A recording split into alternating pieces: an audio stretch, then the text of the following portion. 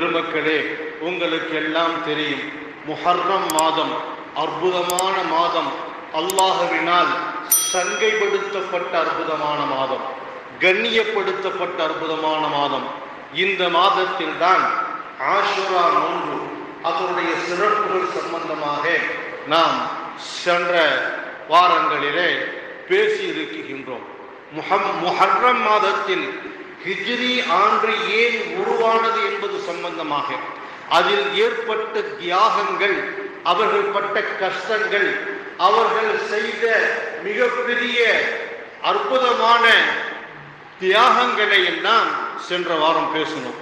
பெருமக்களே, இந்த மாதம்தான், இந்த முஹர்ரம் மாதம்தான், இந்த ஆஷுராவுடைய 10வது தினத்தில் நடந்த ஒரு நிகழ்வை இன்று நாம் உங்களுக்கு நினைவுபடுத்துகின்றோம். ஒவ்வொரு முஸ்லிமான மக்களும் ஒவ்வொருவரும் தங்களுடைய உள்ளத்தில் எப்பொழுதும் நினைத்து பார்த்து கொண்டிருக்கக்கூடிய மிகவும் கடுமையான ஒரு சம்பவம், இரத்தத்தின் துளிகளால் எழுதப்பட்ட வரலாற்று வரிகளை இன்று நான் உங்களுக்கு சொல்ல இருக்கின்றேன். உங்களுக்கு தெரிந்திருக்கலாம், முழுமையாக தெரிந்திருக்கலாம், அல்லது ஒன்றும் பாதியமாக தெரிந்திருக்கலாம். கண்ணீர் சிந்த வேண்டிய, மிகவும் மனதை பாரமாக்கக்கூடிய ஒரு அற்புதமான நிகழ்வை இப்பொழுது உங்களுக்கு நான் சொல்ல இருக்கின்றேன். தயவு செய்து கொஞ்சம் காது தாழ்த்தி கேளுங்கள்.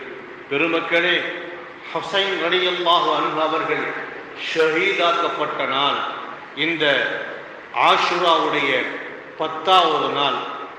இந்த இஸ்லாத்தினுடைய வரலாற்று வரிகளில் இரத்தத்தால் எழுதப்பட்ட இந்த சரித்திரத்தை ஒவ்வொரு இஸ்லாமிய பெருமக்களும் நினைவில் நிறுத்த வேண்டியது மிக அவசியம் என்பதை நினைவில் கொள்ளுங்கள். அல்லாஹு தஆலாவினுடைய தூதர் ஸல்லல்லாஹு அலைஹி வஸல்லம்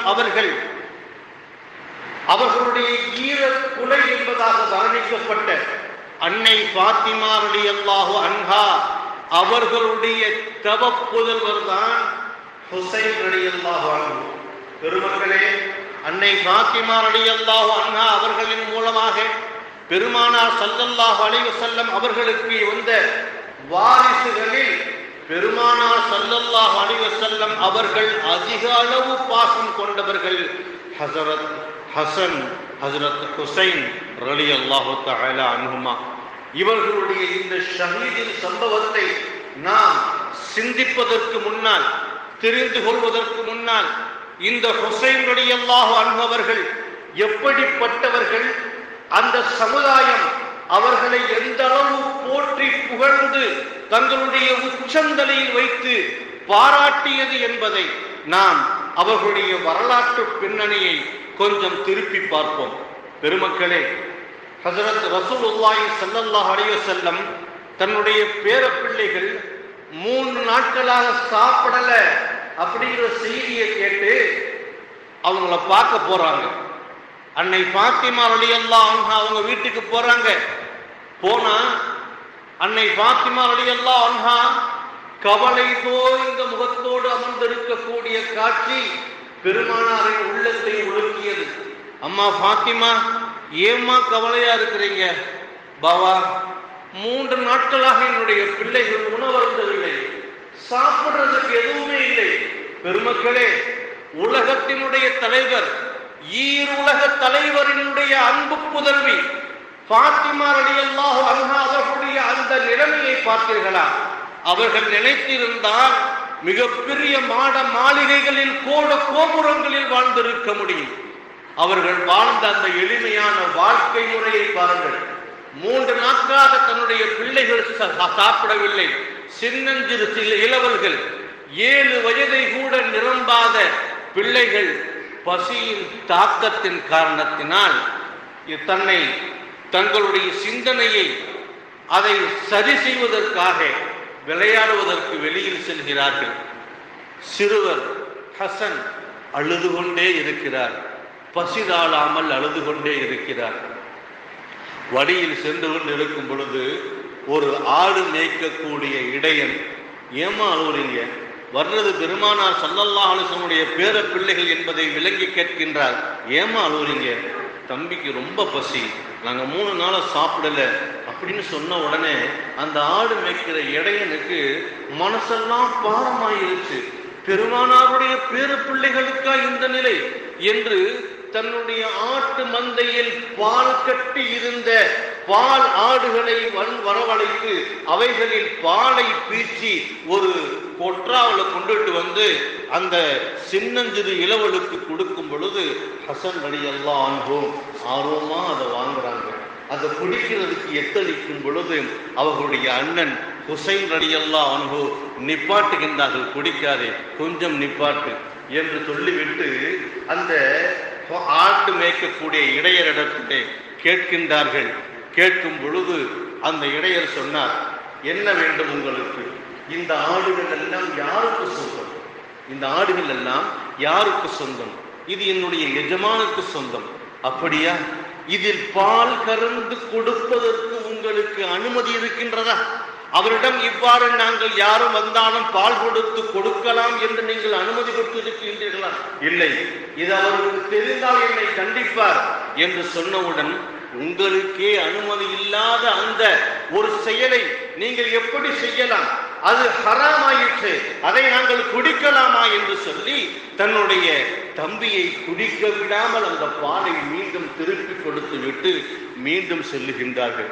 பெருமக்களே, அன்பானவர்களே, அந்த இரு சிறு குழந்தைகள் ஹராமான விஷயத்தில் எந்த அளவுக்கு பேணுதலாக இருப்பதற்கு அவர்களுடைய தாயார் சொல்லி வளர்த்திருக்கின்றார்கள் பாருங்கள். நம்முடைய பிள்ளைகளுக்கு நம்ம சொல்லி கொடுத்திருக்கிறோமா? நம்ம பிள்ளைகளுக்கு ஹராம்னா எது, ஹலால்னா எது, அடுத்தவங்க வீட்டு பொருளை எடுத்து சாப்பிடக்கூடாது, அடுத்தவங்க பொருளை அனுமதி இல்லாம எடுக்கக்கூடாதுன்னு சொல்லி கொடுத்திருக்கிறோமா? இல்லை பெருமக்களே, அவ்வளவு அற்புதமாக வளர்க்கப்பட்ட அற்புதமான பிள்ளைகள் ஹசன் ஹுசைன் ரலியல்லாஹு அன்ஹு. போகும் வழியிலே ஒரு இடத்திலே அங்கு பேரித்தன் கனிகள் மரத்தில் இருந்து சிந்தி கொட்டி எடுக்குகின்றது. அதனை எடுத்து சாப்பிடுவதற்கு எத்தனைக்குகின்றார் ஹசன் ரலியல்லாஹு அன்ஹு. தடுக்குகின்றார் ஹுசைன், சாப்பிடாதே மகனே, தம்பி நீ அதை சாப்பிடாதீர்கள், இது சதக்காவினுடைய மரமாக இருக்கலாம், யாராவது இந்த மதத்தை சதக்கா செய்திருக்கலாம். சதக்காவின் பொருட்கள் பெருமானார் அல்லாஹ்வுடைய தூதர் ஸல்லல்லாஹு அலைஹி வஸல்லம் அவர்களுக்கும் அவர்களுடைய குடும்பத்தை சார்ந்த நமக்கும் ஆகுமானதல்ல என்று சொல்லி அதையும் தடுக்குகின்றார்கள். எப்படிப்பட்ட வளர்ப்பு பாருங்கள்! கடுமையான பசி, வயலெல்லாம் ஒட்டி விட்டது, உதடுகளெல்லாம் காய்ந்து விட்டது, தொண்டையெல்லாம் வறண்டு விட்டது, என்று பேசுவதற்கு கூட சக்தி இல்லாத அந்த பருவத்திலும் கூட ஹராமை பேணி வாழக்கூடிய அற்புதமான ஒரு வாழ்க்கை முறையை கற்றெடுந்தார்கள் என்று சொன்னால் எப்பேற்பட்ட குழந்தைகளாக இருந்திருப்பார்கள். அவர்கள் வளர்ந்து வருகின்றார்கள். பெருமக்களே, வளர்ந்து வரக்கூடிய காலகட்டத்தில் அவர்களுடைய வாழ்க்கையில் நடந்த சில வரிகளை மட்டும் உங்களுக்கு நான் சொல்லுவேன். அவர்கள் எப்படிப்பட்டவர்கள் என்பதை நீங்கள் விளங்கிக் கொள்வதற்காக. அவர்கள் வளர்ந்து வந்த காலகட்டத்தில் அவர்களுடைய அடிமை பெண் ஒருவர் உணவு பரிமாறிக் கொண்டிருக்கின்றார். ஹுசைன் ரலியல்லாஹு அன்ஹு அவர்களுடைய வீட்டுக்கு வந்த விருந்தாளிகளுக்கு விருந்தோம்பல் நடைபெற்றுக் கொண்டிருக்கின்றது. அந்த வேளையிலே கொஞ்சம் சால்னாவை அந்த பெண்மணி கீழே சிந்தி விட்டார். விருந்தாளிகளுக்கு முன்னால் இப்படி நடந்துவிட்டதே என்று ஹுசைன் ரலியல்லாஹு அன்ஹு அவர்களை முறைத்து பார்க்கின்றார்கள். அன்பானவர்களே, அந்த பெண்மணி இப்படி ஒரு துஆவை ஓதுகின்றார். வஆஃபீன அனின் நாஸ்.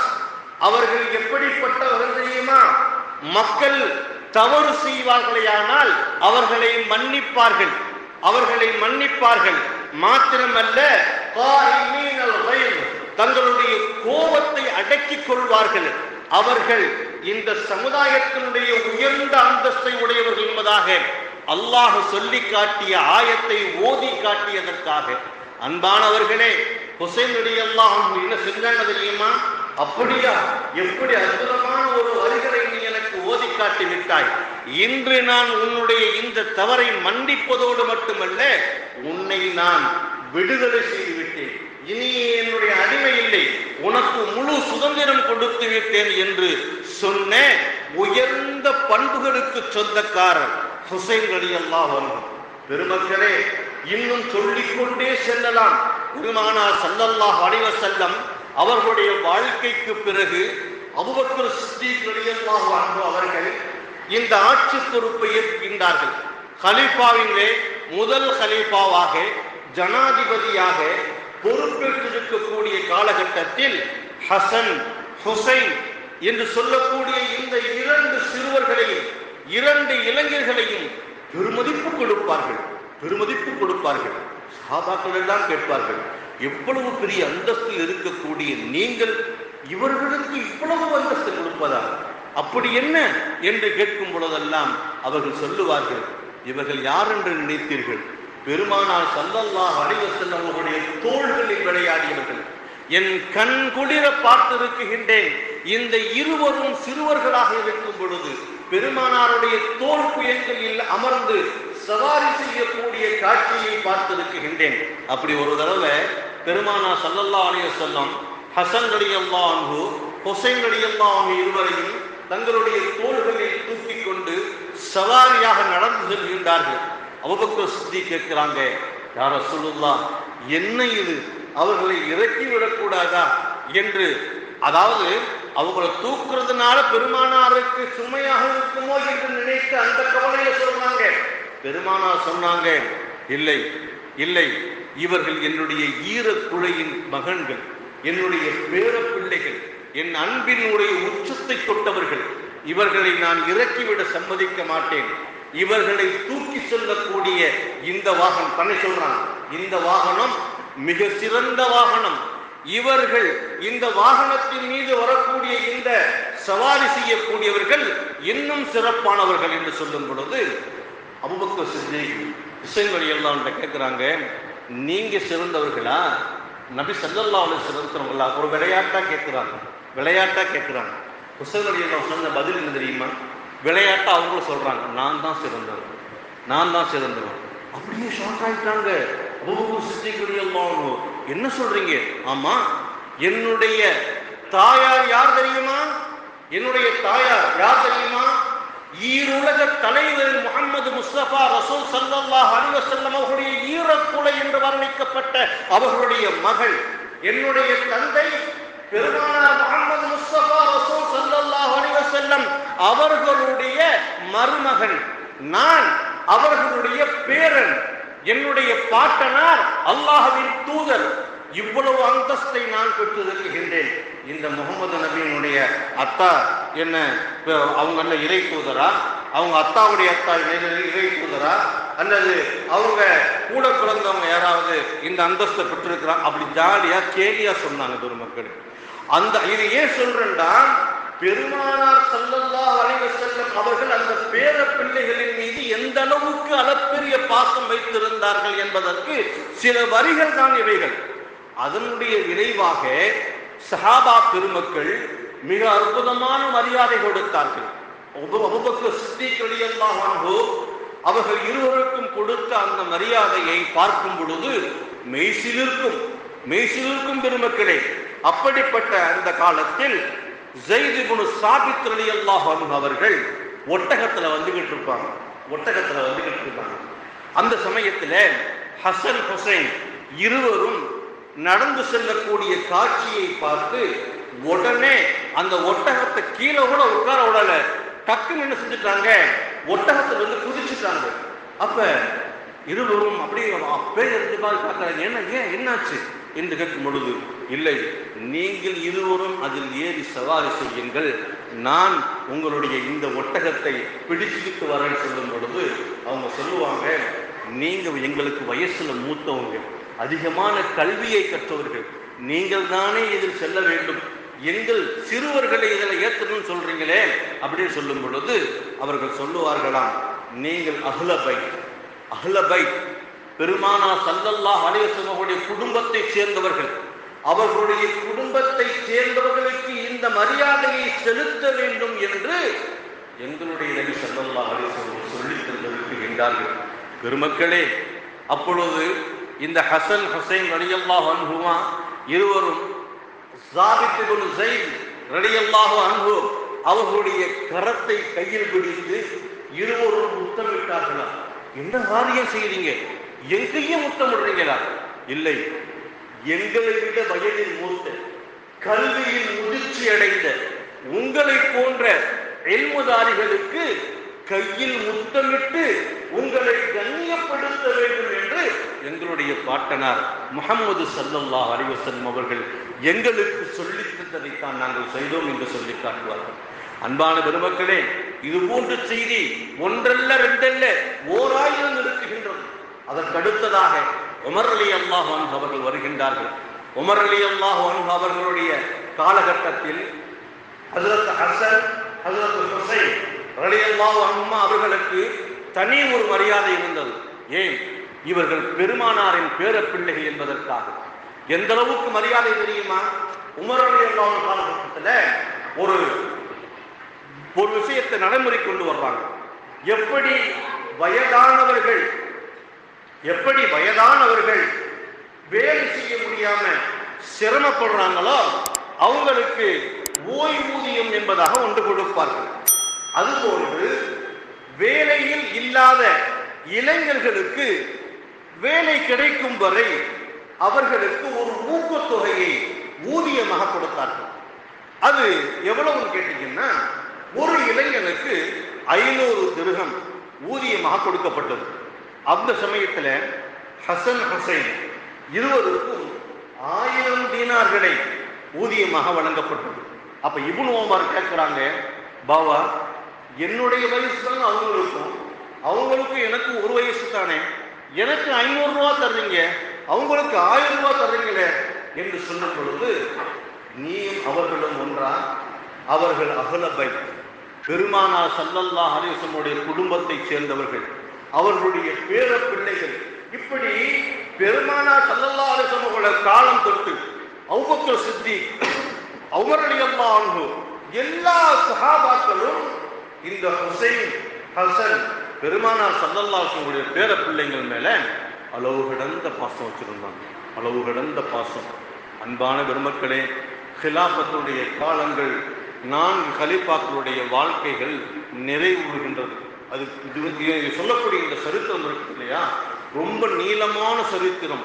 இப்ப நம்ம ஆரம்பிச்சோம்னா நாளைக்கு காலையில சுபஹ் வரைக்கும் பேசணும். அப்படிப்பட்ட நீளமான சரித்திரம். சுருக்கமாக ஒரு சில நிகழ்வுகளை மட்டும் நான் உங்களுக்கு கூறி நிறைவு செய்வேன். ஏன் தெரியுமா? ஒவ்வொருவருடைய உள்ளத்திலும் அவர்கள் செய்த தியாகங்கள் எப்பொழுதும் நினைவில் இருக்க வேண்டும் என்பதற்காக. இப்ப கலீஃபாக்களுடைய காலம் முடியுது. முஆவியா ஆட்சிக்கு வருகின்றார்.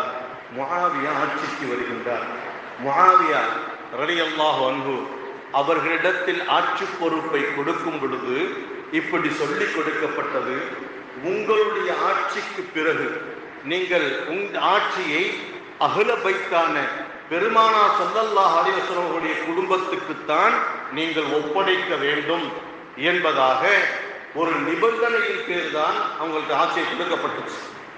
முஆவியா ரலியல்லாஹு அன்ஹு அவர்களுடைய ஆட்சி நீதமாகவும் நேர்மையாகவும் இருந்தாலும் கூட அவர்கள் ஒப்பந்தத்தை மீறி தன்னுடைய மகன் யஸீத் இடத்தில் ஒப்படைக்கின்றார். யஸீத் யார் தெரியுமா? கடுமையான கொடுங்கோல் ஆட்சி செய்யக்கூடிய மிக மோசமான சிந்தனை உள்ள ஒரு நபர். பெருமக்களே, அவருடைய ஆட்சியை பற்றி பேசணும்னாலே ஒரு பயான் வேணும். அவ்வளவு மோசமான கடுமையான ஆட்சி புரிந்த அவருடைய செயல்பாடுகள் இஸ்லாத்திற்கு, பெருமானார் ஸல்லல்லாஹு அலைஹி வஸல்லம் வழிமுறைக்கு, ஹிலாஃபத்து பெற்ற கலீஃபாக்களுடைய ஆட்சி முறைக்கு, முஆவியா ரலியல்லாஹு அன்ஹு செய்த ஆட்சி முறைக்கு அப்பாற்பட்ட ஒரு ஆட்சியை செய்து கொண்டிருக்கக்கூடிய காலகட்டத்தில் அவருடைய ஆட்சியின் கீழ் மிக மோசமான விளைவுகளை அந்நாட்டு மக்கள் சந்தித்துக் கொண்டிருக்கின்றார்கள். இந்த காலகட்டத்தில் ஹசன் ரலியல்லாஹு அன்ஹு, ஹுசைன் ரலியல்லாஹு அன்ஹு மதீனாவில் வசித்து வருகின்றார்கள். அவர்கள் மதீனாவில் வசித்துக் கொண்டிருக்கக்கூடிய காலகட்டத்தில் கூஃபா நகரில் இருந்து கடுமையான முறையிலே கடிதங்கள் பறந்து கொண்டிருக்கின்றது. நீங்கள் இங்கு வந்து விடுங்கள், எங்களுடைய ஊருக்கு வந்து விடுங்கள், அங்கு நீங்கள் கஷ்டப்பட வேண்டாம் என்பதாக சொல்லப்படுகின்றது. ஏன் தெரியுமா? அங்கு யஸீதினுடைய ஆட்சியிலே யஸீதினுடைய கையை பிடித்து உடன்படிக்கை பைஅத் செய்ய வேண்டும். அந்த பைஅத்தை செய்யாதவர்கள் தான் முன் சென்ற கலீஃபாக்கள் எல்லாம் நான் அவர்களுடைய கையை பிடித்து உடன்படிக்கை செய்ய மாட்டேன், அவருக்கு கட்டுப்பட மாட்டேன் என்று நிர்பந்தமாக இருக்குகின்றார். வலுக்கட்டாயமாக அவருக்கு சிலகைப்படுகின்றது. அவருடைய கிலாபத்தை ஏற்றுக்கொள்ளும்படி அவருக்கு வற்புறுத்தப்படுகின்றது. இந்த சமயத்தில் வந்த கடிதங்கள் ஒன்றல்ல இரண்டல்ல, கூஃபா நகரில் இருந்து 18,000 கடிதங்கள் வந்துவிட்டது இமாம் ஹுசைன் ரலியல்லாஹு அன்ஹு அவர்களுக்கு. பெருமக்களே, எப்பேற்பட்ட சூழ்நிலை தெரியுமா? கடைசியாக ஒரு நேரத்தில் அவர்கள் சில மஷூராவின் பேரிலே கூஃபா நகருக்கு சென்று விடலாம் என்று யோசனை செய்து அங்கு புறப்படுவதற்கு தயாராக விட்டார்கள். இந்த சமயத்தில் அவர்களோடு அஹ்லு பைத்தை சேர்ந்த அவர்களுடைய குடும்பத்து மக்கள், சொந்த பந்தங்கள் என்று 72 பேர் அவர்களோடு சேர்த்து சுமார் 300 இஸ்லாமிய பெருமக்கள் என்ன செய்யறாங்க, தாபிஈன்கள் அவர்களோடு சேர்ந்து பயணத்தை மேற்கொள்கின்றார்கள். பெருமக்களே, நன்றாக கவனியுங்கள். இந்த காலகட்டத்தில் இப்னு மஸ்ஊத் ரலியல்லாஹு அன்ஹு அவர்கள் ரயீசுல் முஃபஸ்ஸிரீன் என்பதாக சொல்லப்படும். எந்த அளவுக்கு என்று சொன்னால், குர்ஆன் ஷரீஃபிற்கு விளக்க உரை எழுதியவர்களுடைய பெருந்தலைவர் என்பதாக அவர்களுக்கு ஒரு அற்புதமான பட்டம் இருக்குகின்றது. அவர்களுக்கு அல்லாஹ் தஆலா சில கராமத்துகளை கொடுத்தார். எப்படிப்பட்ட கராமத்துகள் என்று சொன்னால், அவர்கள் நடைபெறக்கூடிய சம்பவத்தை குர்ஆன் வசனங்களோடு இணைத்து பார்த்து நாளை நடக்கவிருக்கும் சம்பவத்தை அழகாக சொல்லிவிடுவார்கள். இமாம் ஹுசைன் ரலியல்லாஹு அன்ஹு அவர்கள் புறப்பட்டு செல்லும் பொழுது அவர்கள் கைகள் இரண்டையும் பிடித்துக் கொண்டு சொல்லுகின்றார்கள். இப்னு மஸ்ஊத் சொல்லுகின்றார்கள், நண்பரே, தோழரே, நீங்கள் அங்கு செல்ல வேண்டாம். கூஃபா நகர மக்களை பற்றி நீங்கள் மறந்து விட்டீர்களா? கருவறுத்து விடுவார்கள், உங்களை ஒன்றுமில்லாமல் ஆக்கி விடுவார்கள். தயவு செய்து போகாதீங்க அப்படின்னு கெஞ்சி கேட்கிறாங்க. அன்பான பெருமக்களே, இந்த காலகட்டத்தில் அங்கு இருக்கக்கூடிய அப்துல் வாஹித் இப்னு ஜுபைர் என்று சொல்லக்கூடியவர் வந்து தடுக்கிறார். அது யாருன்னு கேட்டீங்கன்னா, சிறு வயசிலிருந்து ஹுசைன் ரலியல்லாஹு அன்ஹு உங்களை சேர்ந்து வளர்ந்தவர், ஒன்றாக விளையாடியவர், பள்ளிகளில் சென்று ஓதியவர், படித்தவர். கெஞ்சி கேட்கின்றார், தயவு செய்து நீங்க போகாதீங்க. இப்னு மஸ்ஊத் ஒன்று சொன்னாருன்னா அதுக்கு பின்னணி ஏதாவது ஒன்று இல்லாம இருக்காது, நீங்க போகாதீங்கன்னு கெஞ்சிறார். அப்படி என்ன செய்யல, அவங்க கேட்கல.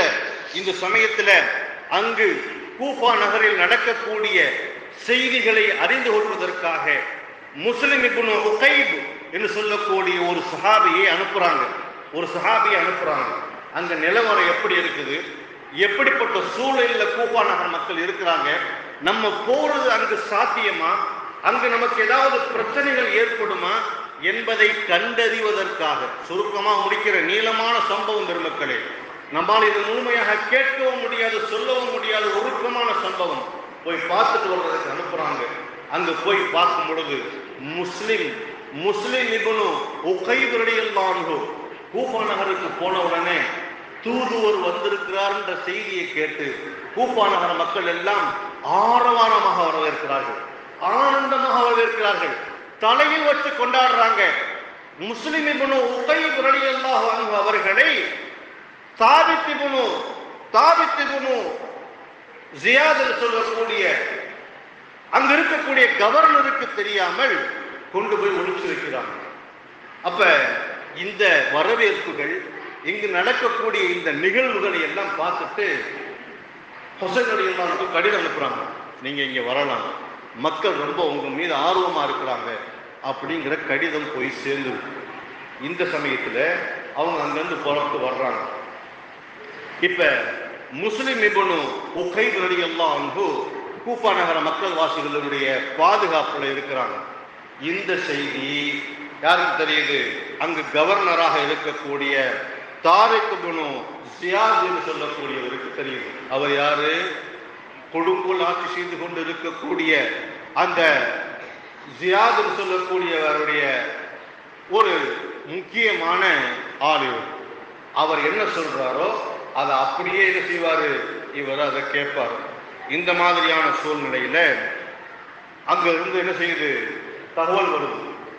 இங்கிருந்து ஹுசைன் ரலியல்லாஹு அன்ஹு தன்னுடைய படையோடு கூஃபா நகருக்கு வந்துகிட்டு இருக்கிறாரு. அவர் அங்க அப்படியே நிப்பாட்டுங்க, தடுத்துருங்க, ஊருக்குள்ள நுழைய விடாதீங்க, அங்கேயே அவரை சிறை விடியுங்கள் என்ற தகவல் தாரிக் இப்னு ஜியாதுக்கு வரக்கூடிய அந்த சூழ்நிலையில அவர் என்ன செய்யறாருன்னா, ஹுர்ரு இப்னு யஸீத்னு சொல்லக்கூடிய அந்த யஸீதினுடைய மகன்களில் ஒரு மகனான ஒருவருடன் 1000 பேர் கொண்ட படையை அனுப்பி வைக்கிறார். அவங்கள உள்ள வராமல் தடுக்கிறது. உங்க வர்றவங்க எத்தனை பேரு? 300 பேர். தடுக்கிறதுக்கு போறவங்க எத்தனை பேரு? 1000 பேர். இந்த சூழ்நிலையில முஸ்லிம் இப்னு உகைப் முதல்ல போய் வீவு பார்க்க போனார் இல்லையா, ஊரினுடைய சூழ்நிலை எப்படி இருக்குதுன்னு. இவர் ஊருக்குள்ள வந்திருக்கிறாருங்கிற செய்தியை தெரிஞ்சு இந்த தாரிக் இப்னு ஜியாத் என்று சொல்லக்கூடிய அந்த கவர்னர் அவர் அழைச்சிட்டு வர சொல்றார். தன்னுடைய அனுமதி இல்லாம ஊரில் வந்து தன்னை சந்திக்கக்கூடிய தங்கியிருக்கக்கூடிய அவருக்கு தண்டனை கொடுக்க வேண்டும் என்ற எண்ணத்துல வர சொல்லும் பொழுது இவர் என்ன செய்றாரு, முஸ்லிம் இப்னு உகைப் ரலியல்லாஹு அன்ஹு அந்த அரசவைக்கு போய் நிற்கிறார். போய் சலாமா சொல்லல. யாருக்கு? கொழும்பு ஆட்சி செய்யக்கூடிய யஸீதினுடைய கவர்னர் தாரிக் இப்னு ஜியாத் அவருக்கு. பெருமக்களே, இவங்க எல்லாமே சஹாபாக்கள் தான். ஹிலாபத்திற்கு பிறகு இந்த யஸீதினுடைய பிடியில் அகப்பட்டு கொடுங்கோலர்களாக மாறியவர்கள். அப்ப என்னுடைய அரசவைக்கு வந்து எனக்கு சலாம் சொல்லாமல் இருப்பதா என்று கடுமையாக கேட்கும் பொழுது மாலிக் இப்னு ஜியாத் என்ன செய்கிறார், உகைப் என்ன செய்கிறாரு, இப்படி சொல்றாரு, நீ எல்லாம் ஒரு மனிதனா? எவ்வளவு துணிவு உனக்கு இருந்தால் அஹ்லு பைத்தினுடைய குடும்பத்தை சேர்ந்தவர்களுடைய குலம் பொழுதுகளை கொன்று குடிக்க வேண்டும் என்ற ஒரு கங்கணத்தை நீ கட்டிக் கொண்டிருப்பாய். இப்படிப்பட்ட கேவலமான சிந்தனை உள்ள உனக்கு நான் சலாம் சொல்வதா என்று ஆவேசமாக பேசக்கூடிய அவரை பேசிலே முஸ்லிமாகி போன அந்த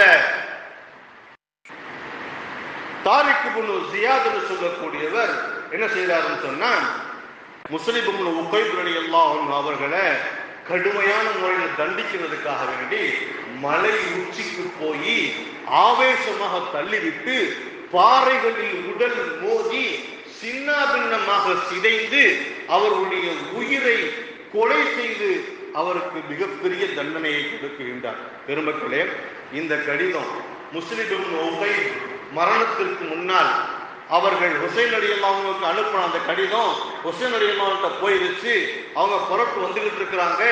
அவங்களை சிறைபிடிப்பதற்கும் தடுப்பதற்கும் என்ன செய்யுது, ஹுர்ரு இப்னு ஜியாத் சொல்லக்கூடியவனுடைய அந்த படையின் பேர்ல, யஸீத் சொல்லக்கூடியவனுடைய படையின் பேர்ல வந்து தடுக்க வர்றாங்க.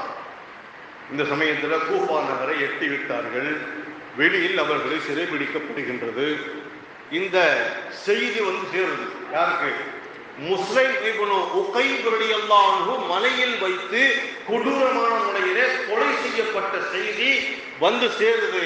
அதுக்கப்புறம் ஹுசைன் சொல்றாங்க, இவர்கள் மிகவும் மோசமானவர்களாக இருக்குகின்றார்கள், ஒப்பந்தத்தை மீறியவர்களாக இருக்குகின்றார்கள், மார்க்கத்திற்கு புறம்பான காரியங்களை செய்யக்கூடிய கேவலமானவர்களாக இருக்கிறாங்க.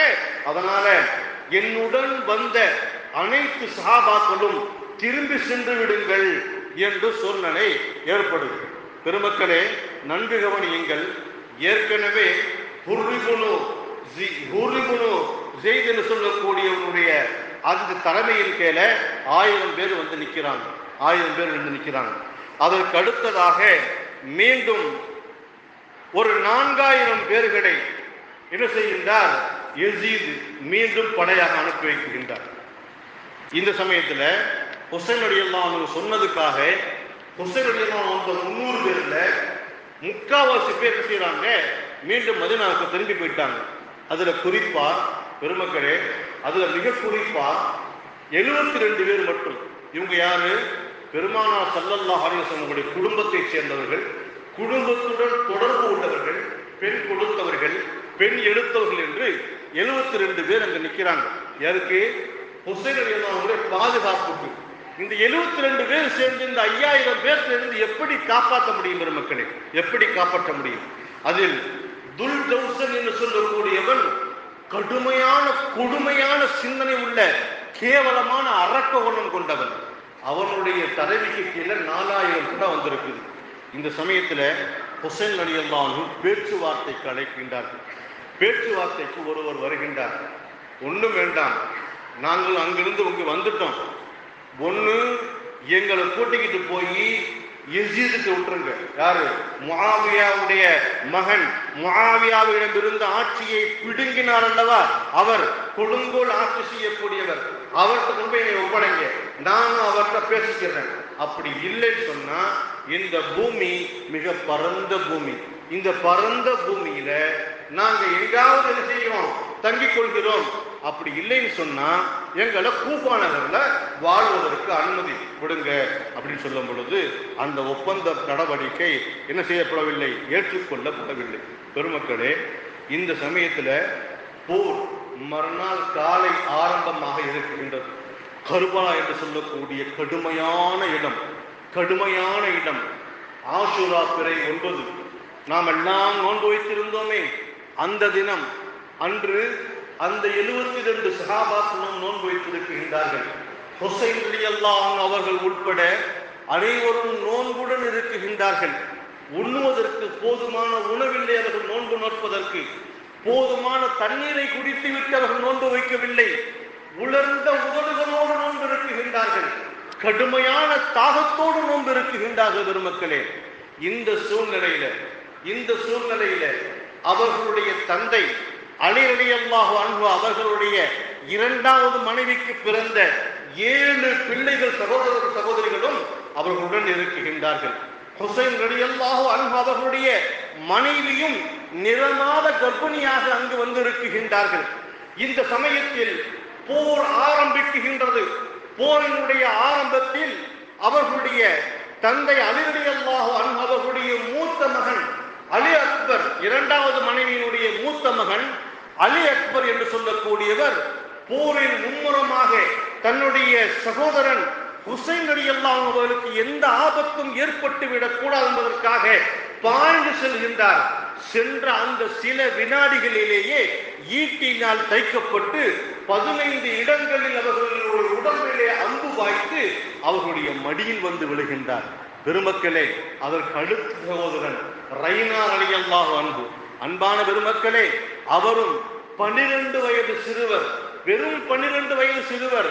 அவருடைய நெத்தி பொட்டிலே ஈட்டி பாய்ந்து மூச்சற்றவராக மடியில் விழுந்து சொல்லுகின்றார், நீங்கள் கவலைப்படாதீர்கள், என் உயிர் இருக்கும் வரை உங்களை ஒருவரும் நெருங்க முடியாது என்று ஈட்டியை கையால் பிடித்து கையை ஊண்டி எழுந்து முன்னாடி நிற்கக்கூடிய அந்த காட்சியை பார்ப்பதற்கு யாருக்கும் தைரியம் பிறக்காது. மக்களே, அப்படிப்பட்ட அந்த சூழ்நிலையில் அவர்களையும் அம்புகள் வைத்து தைக்குகின்றது. 12 வயது இளைஞன் உயிரற்று மரணமாக விழுகக்கூடிய அந்த காட்சி. இந்த சமயத்தில் ஹுசைன் ரலியல்லாஹு அன்ஹு அவர்களுடைய மனைவிக்கு பிரசவமாகின்றது. பெருமக்களே, பச்சிளம் குழந்தை ஹுசைன் ரலியல்லாஹு அன்ஹுடைய கையில கொண்டு வந்து கொடுக்கப்படுது. அவங்க கையில கொடுக்கப்படும் பொழுது கையில அப்படியே குழந்தைய வாங்குறாங்க. அப்துல்லான்னு பேர் வைக்கிறாங்க. அப்துல்லான்னு பேர் வைக்கிறாங்க. யார் பேர் தெரியுமா? பெருமானார் ஸல்லல்லாஹு அலைஹி வஸல்லம் தந்தையினுடைய பெயர் அப்துல்லாஹ் என்று பேர் வைக்கிறாங்க. பேர் வைத்த அடுத்த நொடி பெருமக்களே, எங்கிருந்தோ வந்த அந்த ஒரு ஈட்டி அந்த குழந்தையினுடைய நெஞ்சை பிளந்து அந்த குழந்தை கண்ணை துறந்து பார்ப்பதற்கு முன்னால் ஷஹீதாக்கப்பட்டது. பெருமானார் ஸல்லல்லாஹு அலைஹி வஸல்லம் அவர்களுடைய வாரிசுகள் பட்ட துன்பங்களை பார்த்தீர்களா? ஹுசைன் ரலியல்லாஹு அன்ஹு அவர்கள் அழுகின்றார்கள், அல்லாஹ், நீ இதை ஏற்றுக்கொள்வாயாக, என் குழந்தையை அங்கீகரிப்பாயாக, இந்த போரினால் கையவர்கள் எங்களை கொலை செய்த இந்த கொலையாளிகளை எல்லாம் நீ அங்கீகரிப்பாயாக என்று தங்களுடைய குடும்பத்திற்கு அவர்கள் துஆ செய்து கொண்டிருக்கக்கூடிய வேளையிலே எங்கிருந்தோ வந்த அம்பு அவர்களுடைய தொண்டை குழியில் பாய்கின்றது. பெருமக்களே, அங்கே அவர்கள் வஃபாத்தாகின்றார்கள். அந்த வினாடி அவர்களை விட்டார்களா? பெருமக்களே, அங்கு வந்த அந்த துல் ஜௌஹைன் சொல்லக்கூடிய மோசமான அந்த படைப்பினுடைய தலைவன் வருகின்றான். ஹுசைன் ரலியல்லாஹு அவர்களுடைய நெஞ்சில் காலை வைத்து அவர்களுடைய தலையை கொஞ்சம் கொஞ்சமாக அறுத்து கையில் எடுக்குகின்றான். பெருமக்களே, கையில் எடுத்துக்கொண்டு அவன் எங்கு செல்கிறான் தெரியுமா? அங்கு இருக்கக்கூடிய அந்த கூபா நகரை ஆண்டு கொண்டிருக்கக்கூடிய கவர்னரிடத்தில் செல்கின்றான். அங்க கொண்டுட்டு போய் அந்த தலையை முன்னாடி வைக்கிறாங்க. தலையை முன்னாடி வைக்கிறது. அந்த சமயத்துல அந்த கவர்னர் தன் கையில வச்சிருந்த கம்பு ஒரு குச்சியை எடுத்து ஹுசைன் ரலியல்லாஹுடைய உதட்டுல வச்சு அப்படியே அந்த உதட்டை இப்படி கிண்டுறான். இதை பார்த்த ஒரு சஹாபி ஸைத் ரலியல்லாஹு அன்ஹு அவங்க சொல்றாங்க, அட கயவனே, யார் தெரியுமா அது? யார் தெரியுமா? பெருமானார் ஸல்லல்லாஹு அலைஹி வஸல்லம் உடைய ஈர குலையினுடைய பிள்ளையடா, பிள்ளை. இவர் சிறு வயதிலே தன்னுடைய தந்தையிடத்தில் தண்ணீர் தவிக்குகின்றது என்று சொன்னதற்காக பெருமானார் ஸல்லல்லாஹு அலைஹி வஸல்லம் அவர்கள் தங்களுடைய அந்த புனிதமான உதட்டை தன்னுடைய பேர பிள்ளையான இந்த ஹுசைன் ரலியல்லாஹுடைய உதட்டில் சுவைத்து அவர்களுக்கு தாகம் தீர்த்தார்களா? அந்த உதட்டிலா நீ கம்பை வைத்து கிண்டுகின்றாய், நீ நாசமாகுவாயாக என்று சொன்ன அந்த செய்தி இன்றும் வரலாற்று வரிகளில் இரத்தத்தால் வெடிக்கப்பட்டு இருக்கின்றது பெருமக்களே. அப்படிப்பட்ட சோக வரலாறு நடந்த தினம்தான் ஆஷுராவுடைய தினம். கர்பலாவினுடைய யுத்தத்தில் நடந்த சதித்திட்டங்கள் நான் உங்களுக்கு சொல்ல வேண்டும் என்று சொன்னால் இந்த ஒரு பயான் பத்தாது பெருமக்களே. அவ்வளவு பெரிய தியாகங்களை செய்தவர்கள். இந்த சமயத்துல யஸீத் அங்கு வர்றான். யஸீத், இவ்வளவுக்கும் காரணமான யஸீத் அங்கு வர்றான். ஹுசைன் ரலியல்லாஹுடைய தலையை பார்த்துட்டு சொல்லுவான், அட பாவிகளா, அவனே மிகப்பெரிய கொடுங்கோலன், அவன் சொன்ன வார்த்தையை பார்த்தீங்களா?